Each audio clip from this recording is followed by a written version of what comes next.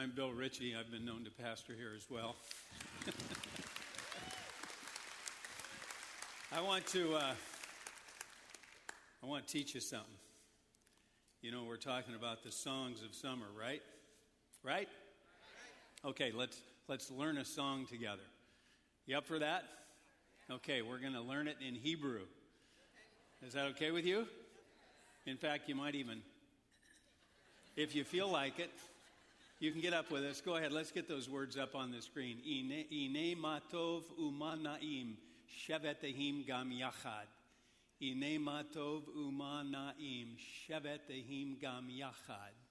Easy enough, huh? Say it with me. Ine matov umanaim shevet achim gam yachad. Ine matov umanaim shevet achim gam yachad. Okay, now let's set that to music. Come on, Chandra. Ine matov umanaim shevet achim gam yachad. Ine matov umanaim shevetehim gam yachad. Ine matov, la la la la la la la la la la. Ine matov, la la la la la la la la la la. Ine matov umanaim shevetehim gam yachad. Ine matov umanaim shevetehim gam yachad. Ine matov, la la la la la la la la la la. Ine matov, la la la la la la la la la la. Now, just a minute here. Do you want to know what you just sang? First part of Psalm 133. Do we have the English words for that? Behold how good and how pleasant it is for the brethren to dwell together. Behold how good and how pleasant it is for the brethren to dwell together in unity, to dwell in unity. La la la la la la la la la la. In unity, to dwell in unity. La la la la la la la la la la. Hebrew. Ine matov umanaim shevetehim gam yachad.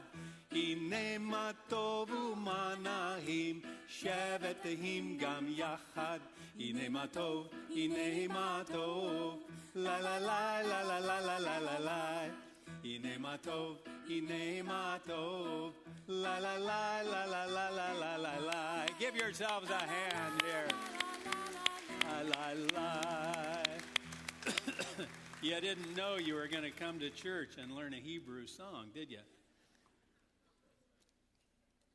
Hey, I figure if we're talking about the songs of summer, we might as well sing one, right? Okay, now, that being done, I want to read you a story. True story. Irv and Gloria lived the American dream for more than half a century. Depression-era children, they lifted themselves up from humble beginnings to become the toast of Atlantic City. They met when they were barely teens and spent their high school years going steady. Irv was admitted to Duke University, but then he signed up to serve his country as a naval pilot in World War II. When he went off to training camp, Gloria went with him. They were married just after the war, gave birth to two baby boomers who went on to become successful lawyers.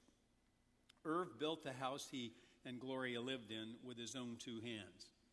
Later, he worked in real estate, and Gloria worked in his office with him. They had a knack for the business, and it didn't hurt that they'd been savvy enough to purchase a few parking lots that the emerging casino industry would later want to snatch up. Irv and Gloria were inseparable. They lived, worked, and vacationed together. At the age of 67, Irv learned that he had advanced prostate cancer and died soon after. Irv's death was a devastating blow to Gloria. People deal with tremendous adversity all the time and find ways to move on, but Gloria never did. She spent the rest of her days fixated on the loss of her partner while her mind and her memory slowly deteriorated. Over time, she became a different person. Before, she'd always been charming and witty, if somewhat of a worrier. But after Irv's passing, she became self-centered, inattentive, even mean-spirited at times. Gloria's friends wondered what had happened to her as they abandoned her one by one. Family struggled to put up with her moods and behavior. Most of the explanations offered for the changes she had undergone focused on neurobiology. Maybe as she had some form of Alzheimer's disease or dementia. But nothing really supported such a diagnosis other than her growing memory loss. Some asked whether the medication she was taking to deal with her acute grief had left her with long-term neurological damage. Gloria, however, did not ponder such questions. She knew what was wrong. She would rather have died than live another day without Irv. I know this, says the author, because she told me every chance she got. She was my grandmother. In her mind, she was dying of a broken heart. Years later, when I asked my father what had led her to change so radically, he said she died the moment he died. She didn't have a happy moment after. That's by Matthew Lieberman in a relatively recent book called Social. Fabulous book. See, the deal is we have been created for relationship. It is as basic to us as anything that exists. We have been created for a relationship with God, and we have been created for a relationship with others. We know that we have been created for a relationship with God. If you go back to the very first chapter of the Bible, first chapter of the book of Genesis, if you look in the 26th and 27th verses, it says, "Then God said, 'Let us make man in our image, according to our likeness. Let them have dominion over the fish of the sea, over the birds of the air, and over the cattle, over all the earth, and over every creeping thing that creeps on the earth.' So God created man in his own image. In the image of God, he created him. Male and female, he created them." And what does that image go back to 26 again? "Then God said, 'Let us make man in our image, according to our likeness.'" What do you notice about that particularly? It's plural. It's not singular, it's plural. God was from the beginning in relationship, Father, Son, and Holy Spirit. And it is if the Trinity said, "Let's add a fourth and a fifth and 100th and 1,000,000th and 1,000,000,000th.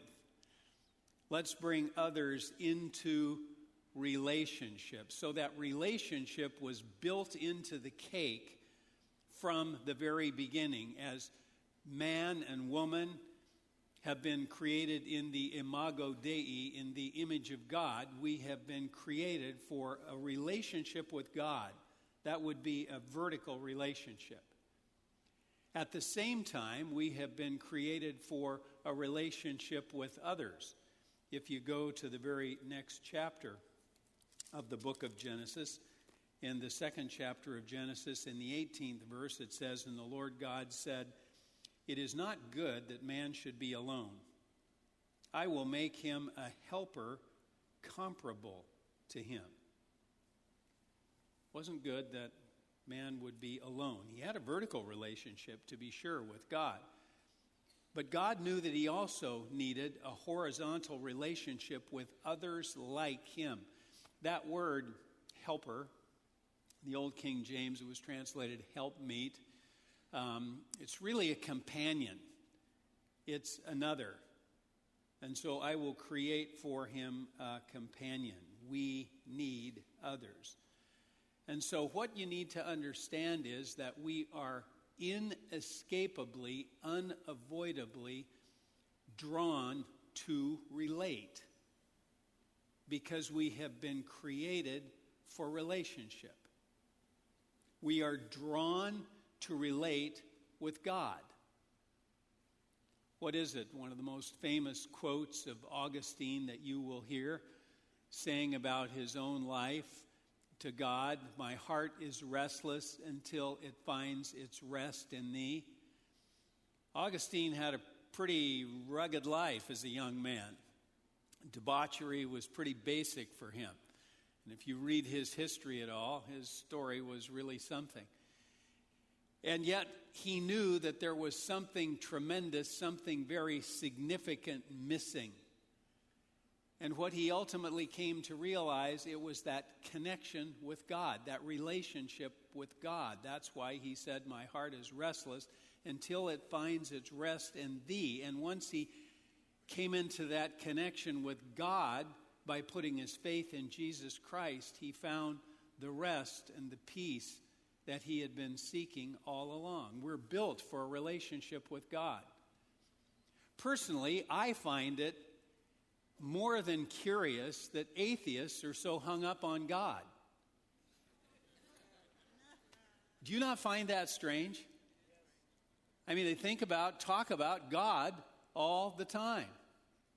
In fact, that's a part of how they name themselves, atheist, without God. Well, if there's no God, why do you even care? How many of you spend a lot of time thinking about chartreuse unicorns? Anyone? With pink spots, red horn.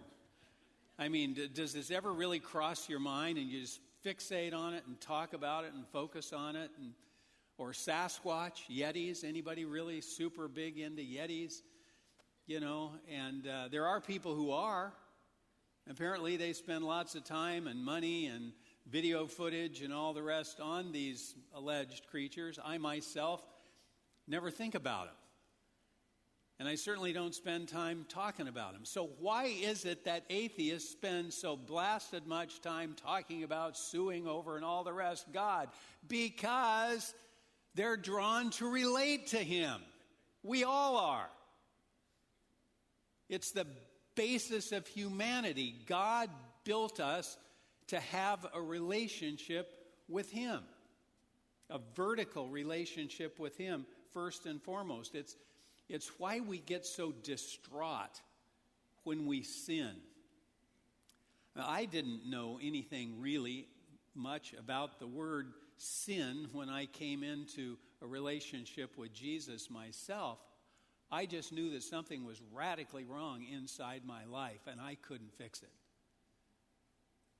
And I found myself drawn to God. It's why people many times end up in a church. Some of you are here this morning precisely for that reason. You feel inextricably drawn to somehow fix something that you don't know how to fix. And you have this lingering sense that it might have something to do with God. And I can tell you right now, it does. You're right. Because you and I, all of us, are built for a relationship with God. We're also built for a relationship with others. That's why we marry.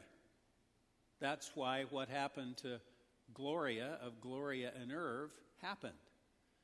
That's why so many of us are drawn into that relationship. Paul talks about the fact that singleness is a gift, and I would have to say I don't have that gift. Never have had. There's something about that completion that is so basic of the man and the woman and the way that they've been biologically designed and all the rest. But we're drawn into a relationship like marriage. We're drawn into a relationship with a tribe, with friends, with neighbors, in a club, at a gym, doing things together in a neighborhood association. The specific, a small group. The specific essentially is irrelevant. We're drawn into relationship. And in fact, when we are excluded from relationship, it causes violence to us. Really interesting. They did a study, you can read about this, of all the school shootings that happened between, I think it was 75 and 2002, and of all those shootings that took place, something like 57 of them, over 85% of the shooters felt radically excluded from people by bullying and all kinds of other things. And it is as if it was the only way they ultimately could respond to that sense of rejection. Isn't that something? It is that basic to every one of us. You may say, well, I'm a loner. Really? You may think you are, and you may have talked yourself into it, but the truth of the matter is you're built for relationship. And it's in relationship with God and relationship with others that you find the completion that you seek. It is this desire to relate to others that makes Facebook so popular, or Instagram, or Twitter, or Pinterest, or texting, or whatever the case happens to be. And depending upon who you read, if you take Facebook as a case in point, the average person spends anywhere from 17 minutes to 2 hours a day on Facebook. Not something? Reading just inane posts, seeing more pictures of cookies or whatever the case, or somebody who won something on that crush thing and now wants more money or whatever. I just try my best to X out all that stuff. But why do we go there? Why do we do that? To relate. Because we're drawn to relate to one another. We need each other. We are built to connect. Well, it was that sense that was brought together in a song, the 133rd Psalm. Turn to that with me, will you? Psalm 133. Beautiful song, one of the Psalms of Ascent. And, so many of the Psalms are about God and things that God is and things that God does. It's very interesting to me that this, in a sense, is helping us know better how to live. And it's as though God is saying, here is the way you can find what so many of you are looking for in life. Now, this was sung as believers were going up to Zion, going up to Jerusalem to celebrate the Holy Feast. And they were coming from all kinds of communities and so forth, and they would gather on the road together, and as they ascended up the ascent there to Mount Zion to worship, they would sing the songs of ascent, they're called in the Psalms, and this is one of those. And among all those songs that they would sing would be this song. Behold how good and how pleasant it is. Pleasant. Behold how good and how pleasant it is for brethren to dwell together in unity. It is like the precious oil upon the head running down on the beard of Aaron, running down on the edge of his garments. It is like the dew of Hermon descending upon the mountains of Zion. And there the Lord commanded the blessing. There the Lord commanded the blessing. Behold how good and how pleasant it is for brethren together to dwell together in unity. There the Lord commanded the blessing, life forevermore. Wow. This is good. And it gets even better. Let's first of all just consider this song, just bit by bit by bit. Behold. In other words, look. Fix your eyes on this. Look at this carefully. Don't move past. Check it out. Behold. How good and how pleasant. Don't miss the fact that how is used twice here. He doesn't say, behold how good and pleasant it is. It's a good thing for something to be good. There's no question about that. And it's a wonderful thing for something to be pleasant. Problem is, sometimes things that are pleasurable aren't good. But when something is good and pleasant, That is exceedingly significant. And that's exactly what God is saying here. Behold how good and how pleasant, how terrific, how beautiful, how delightful it is for brethren. It's not talking here just literally about brothers, not even necessarily talking about people who share the same background. It could be talking about people. It could be talking about humankind.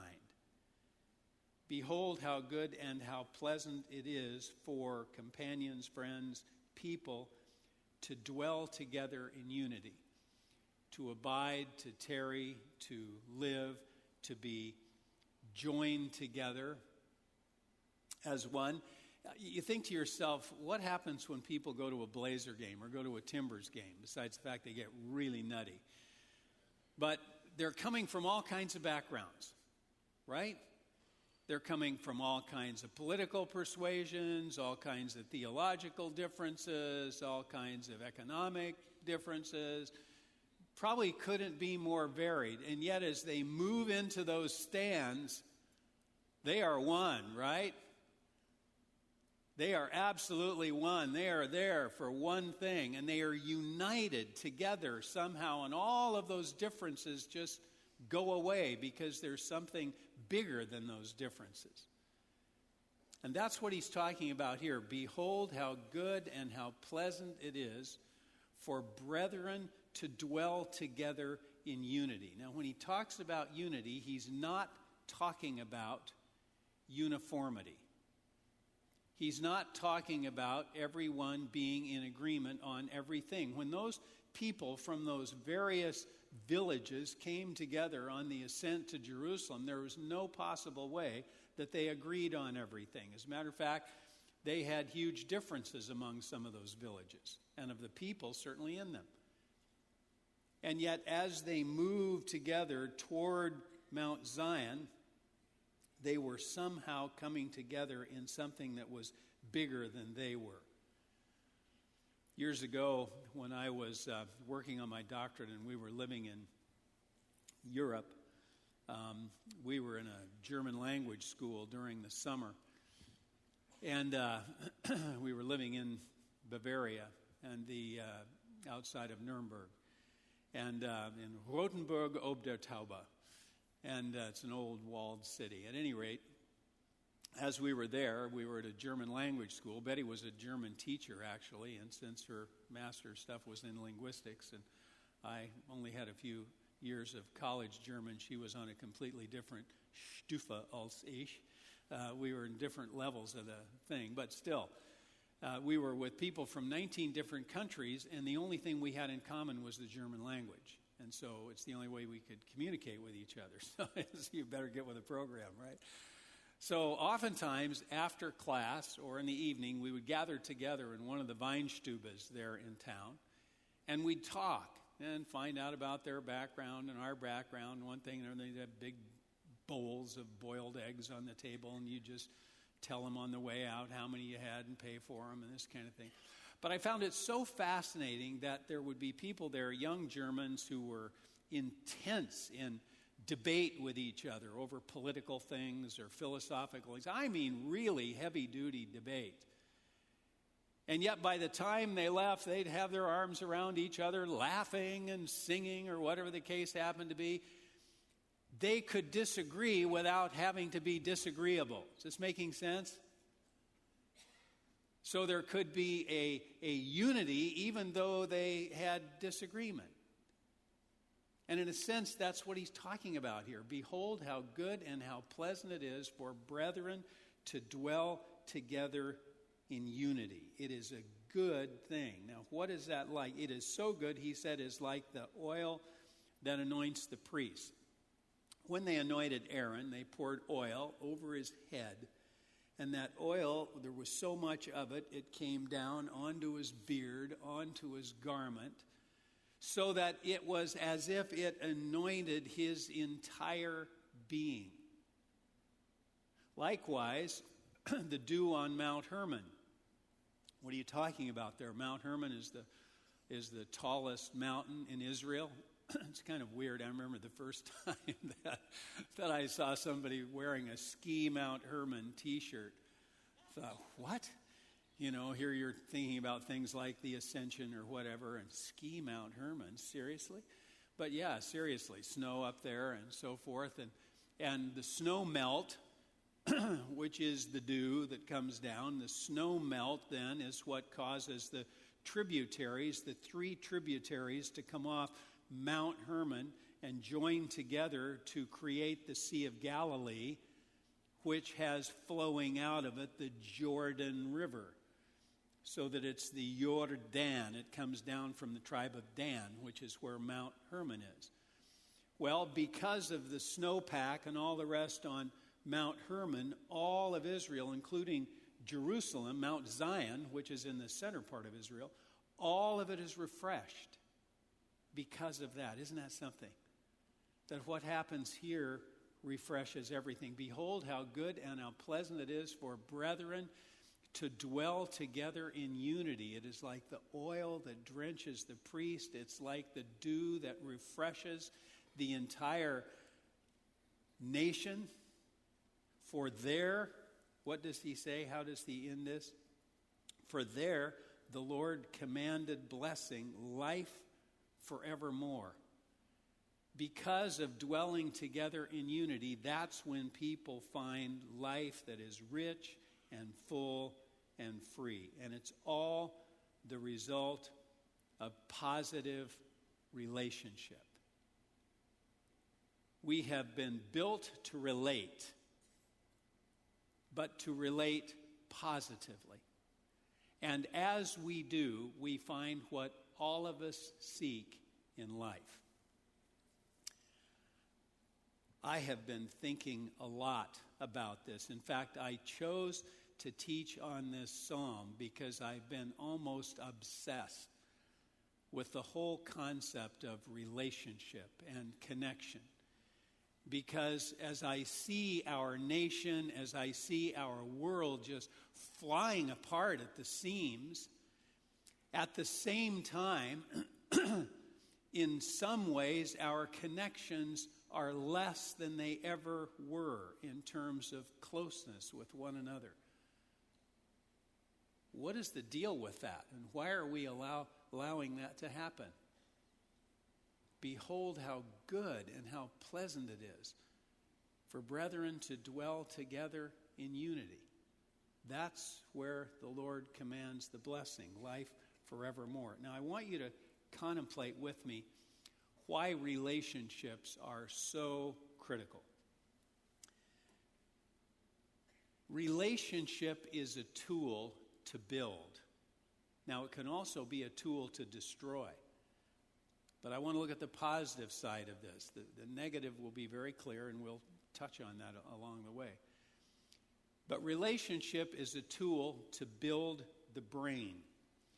If you go to Proverbs 16, in the 24th verse there, it says, pleasant words are like a honeycomb, sweetness to the soul and health to the bones. Pleasant words are like a honeycomb, sweetness to the soul and health to the bones. I was talking here about positive communication, pleasant words. It's not talking about hype. It's not talking about flattery. Does this make my look big? Oh, no, it just looks like always. What do you... Pleasant words are like honeycomb. Not hype, not flattery, but just things that build up. Do you realize that good words do good things? Physiologically, good words do good things, and bad words do bad things. Did you know that harsh words are as hurtful to the brain as a physical beating is? Do you know that when you have an attack launched against you in the brain, you experience in exactly the same place in the brain as if you had been physically beaten? There isn't a difference here. You know, the old adage, sticks and stones may break my bones, but words will never harm me. That's just flat not true. Words hurt. Words are weapons, and they can be horrendous in terms of what they end up doing. Did you know that people who are in highly stressful situations, whether it was like Gloria here with the loss of her husband, or a divorce, or this intense kind of stressful situation where people are just launching verbal attacks, do you know that that actually causes your gray matter to shrink? That you lose brain capacity? There's a woman named Emily Ansell who is a professor of psychiatry at Yale. She's done considerable research on this with MRIs, and she is able to show that otherwise healthy people in these stress kinds of situations actually start losing gray matter. So when I'm saying that hurtful words are truly hurtful, what I mean is that hurtful words are truly hurtful. There's a reason not to allow yourself to stay in situations where you're being verbally beaten to a pulp. Because it's diminishing your capacity to think.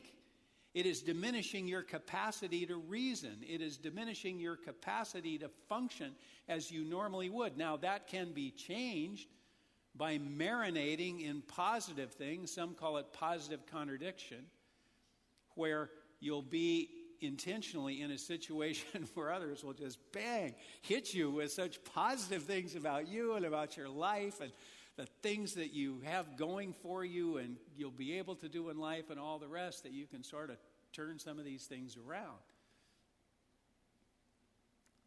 But the thing we need to understand is that relationship affects the brain, and it can build the brain. Years ago, there was a psychologist at University of Oregon named Robert Weiss. I don't know if he's still alive. Robert Weiss.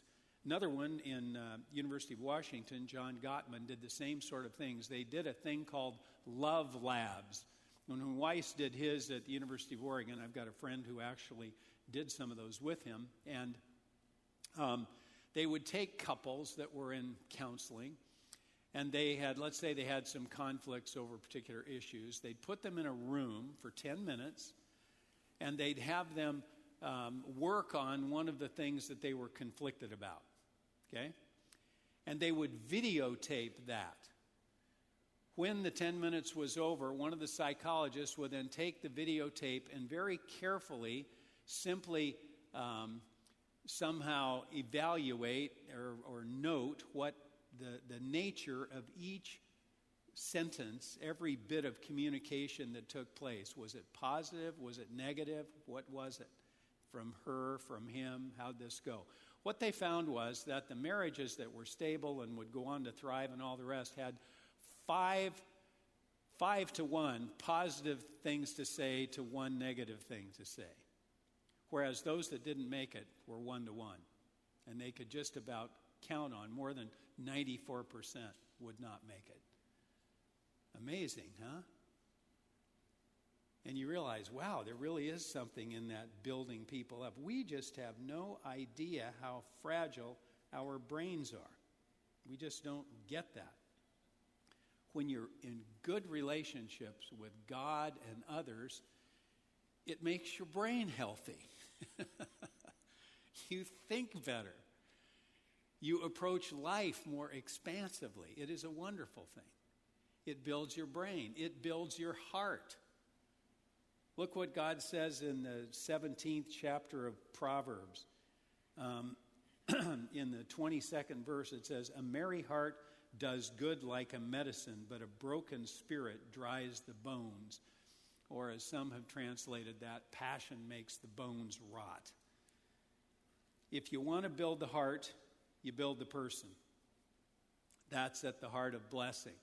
You add to, you enhance. Remember, that's what the word bless means. It means to give life to do the things that encourage life, that enhance life, that inspires life. And as you give yourself to doing that in relationship, you build the heart of another person. There have been, oh goodness, I couldn't even tell you how many studies. There have been so many of them that have been done on the Romanian orphans under the time when Ceausescu was reigning over the land. How many of you lived there during that time? I know some of you did, yeah. And there were thousands, tens of thousands of orphans in orphanages. And the ratio of an orphan to a caregiver was just horrendous. You could have in some of them 50 kids to one caregiver. Little bitty. I'm talking about newborns, 1 month old, 2 months old. They had no attention at all.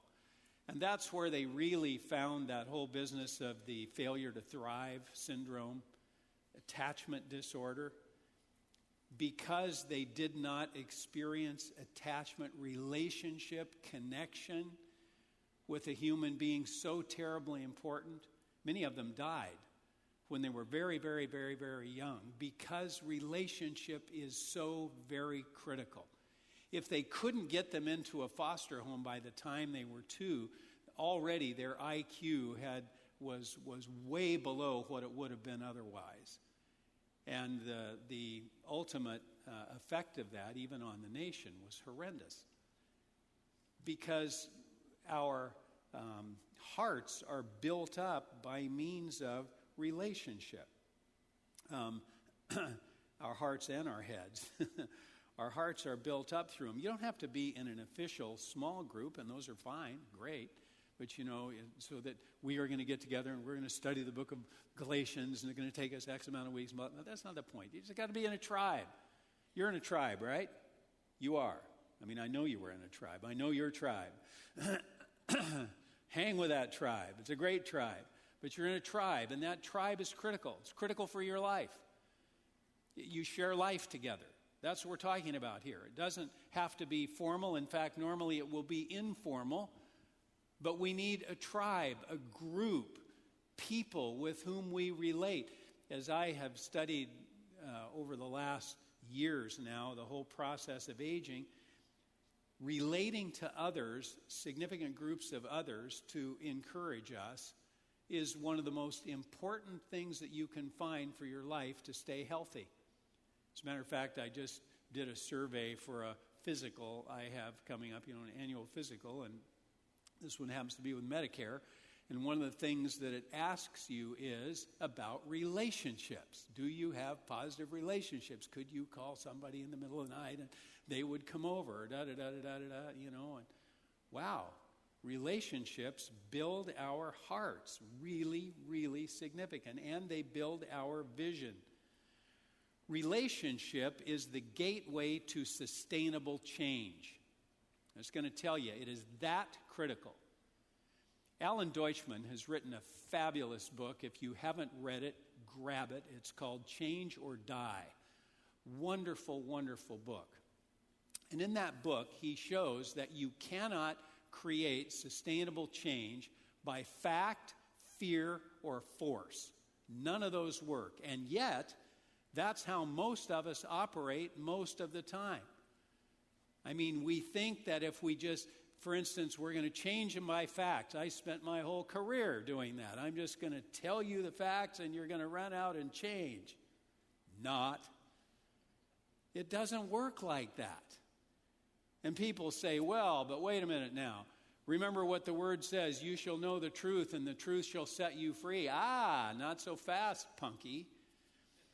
That's what it says over the entrance to the library in the University of Oregon. The truth shall set you free. A text, a wonderful text, completely ripped out of context. If you abide in my word, Jesus says, you are my disciples indeed. And as a result of abiding in my word and having a relationship with me, you will know the truth, and the truth will set you free.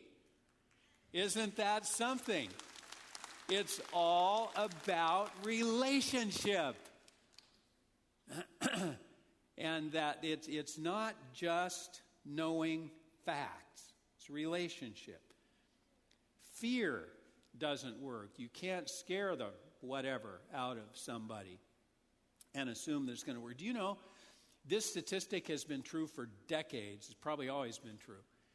And that is, if a patient goes into a doctor and the doctor says to them, if you don't quit, whatever it is, if you don't quit smoking, if you don't lose weight, if you don't get into social relationships with other people, if you don't, whatever the case happens to be, if you don't do these things in the next 5 years, you're going to die.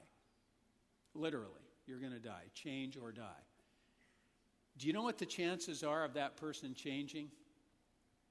90%, 9 out of 10 will not change. 9 out of 10. It's like they're going, oh, la, la, la, la, la, la, la, la, la, la, la. I'm not hearing anything you're saying. That bullet doesn't really have my name on it.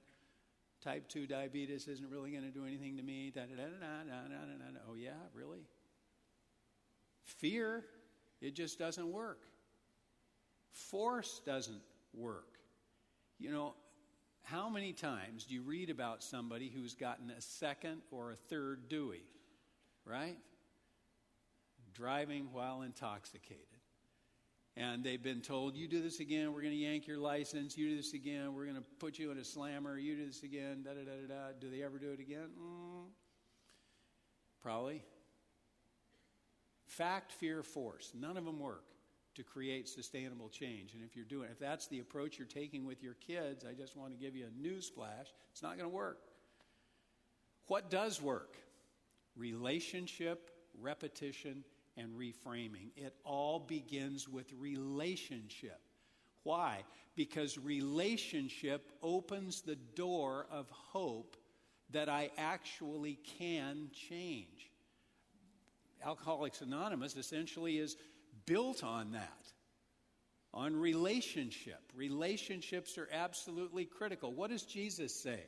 Come to me, all you labor and are heavy laden, and I will give you rest. But come to me. He says, follow me. I mean, Jesus over and over and over and over and over and over again invited people into relationship with him because relationship is basic to change, to transformation. And apart from relationship, you are not going to find transformation. It's absolutely critical. It opens hope to us that maybe something can change. Put their arm around us and say, you know, I'll walk with you. Let's go. Then you start the process of repetition. Let's just say somebody comes to the Lord here on a Sunday. And you say, okay, what I want you to do, I'm going to give you a Bible, and you're going to open that Bible about 2/3 of the way through, well, maybe a little bit more, actually, and you're going to see a little book that's called The Gospel of John. Now, I want you to read the first chapter tonight and just jot down a couple takeaways. That's all. I'll call you tomorrow night. We'll chat about it. Okay. Call tomorrow night. Did you read that? Yeah. What were your takeaways? Well, wow, it said, give them the takeaways. Okay. Tonight, I want you to read chapter 2. Tomorrow night, I'll call you and we'll talk. Just a couple takeaways, that's all. What do I need to read this dumb Bible for? Just hang with me here. It's going to work. It really is going to work. Step by step by step by step. That repetition of walking with them, the steps of moving into new life, helps their heads, their hearts, through relationship, and then relationship connected to information, all the rest. Everything begins to change in life. Isn't that something? If you just move in this direction, then things will happen.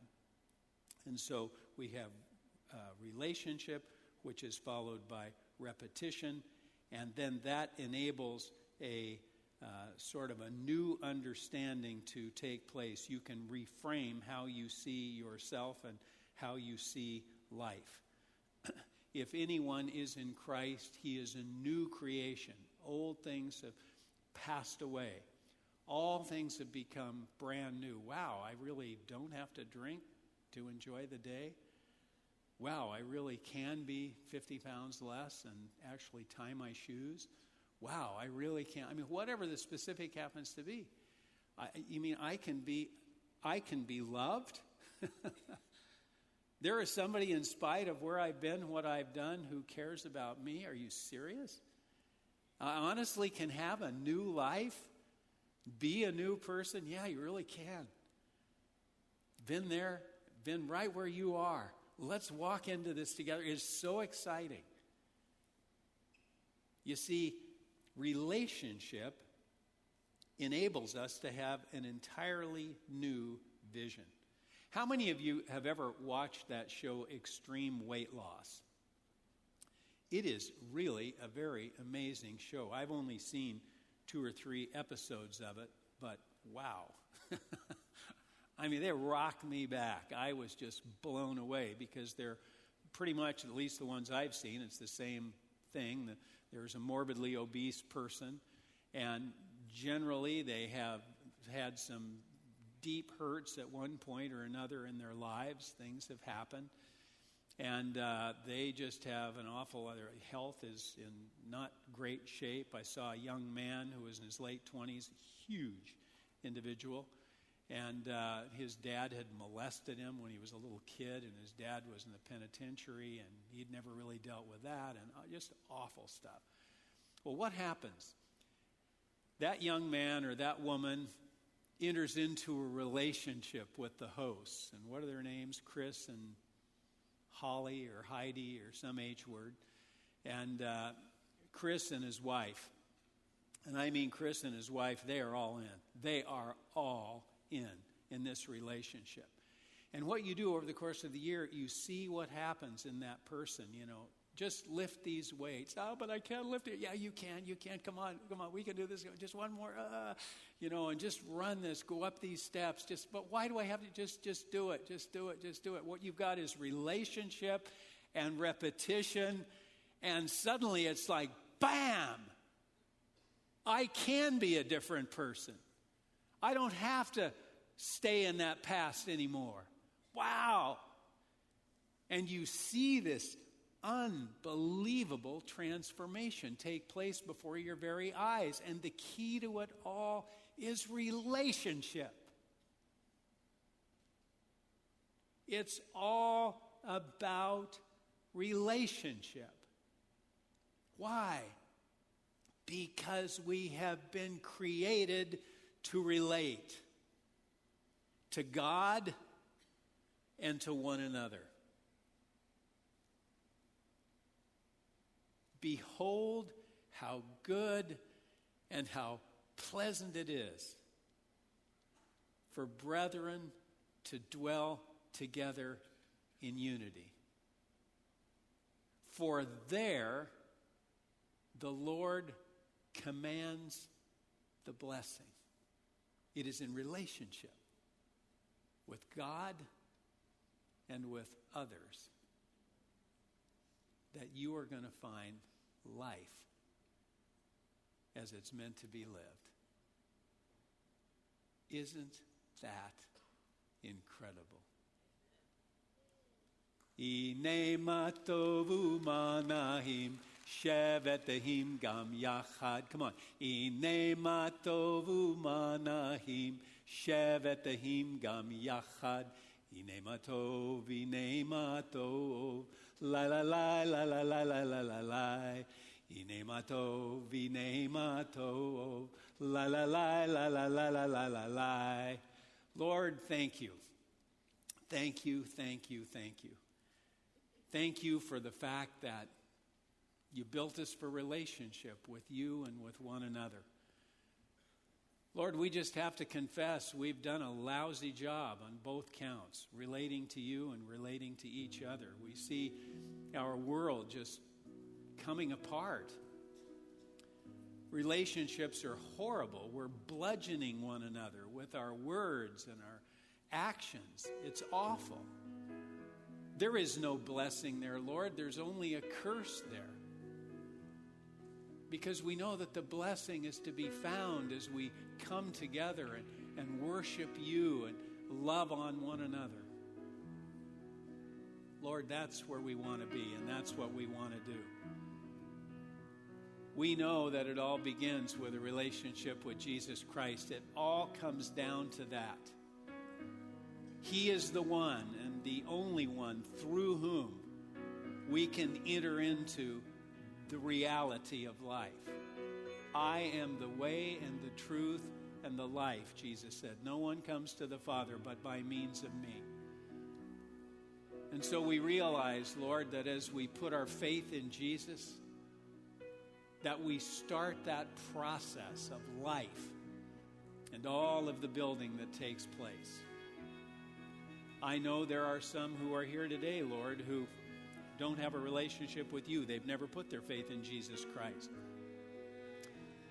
There are others who have maybe sometime long ago said, yeah, I think I have a relationship, but they really didn't have one at all. And they know that something's missing. And they're here today to close the loop and to enter into that relationship. As we remain in prayer right now, if you are one who desires to put your faith in Jesus Christ today and to find life and relationship with one who loves you more than you could ever love yourself, if you want to have a relationship with him, here now, would you raise up your hand? Just raise it up high that I can see you. God bless you. Got you there. Got you. God bless you. God bless you. Others, don't be shy. God bless you. Lord, thank you for those here today who would choose to say yes to Jesus. Thank you for the fact that as they confess you before men, they will be confessed before the Father who is in heaven.